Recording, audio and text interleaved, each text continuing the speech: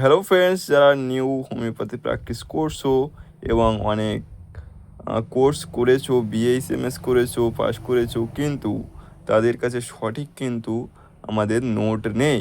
তো অনেক মেট্রিকায় ঘেঁটেছো, পড়েছো, রিপোর্টারি বই পড়েছো, অনেক কিছু করেছো, কিন্তু দেখতে পাবে যে আসলেই তোমাদের যে এরকম যে পয়েন্ট, একটা যে ওষুধ দেখতে পাচ্ছ, এটা সাইলেসিয়া, যে এখানে স্রেফ চারটে পয়েন্ট যদি মনে রাখতে পারেন আপনারা, তো পুরো কিন্তু ওষুধের বৈচিত্র্য আপনাদের মুখস্থ হয়ে যাবে।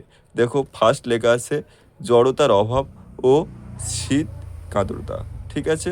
সেকেন্ড নাম্বার পয়েন্ট আছে মাথার ও পায়ের তলায় দুর্গন্ধ, ঘাম বা বাধাপ্রাপ্ত ঘামে কুফল, ঠিক আছে।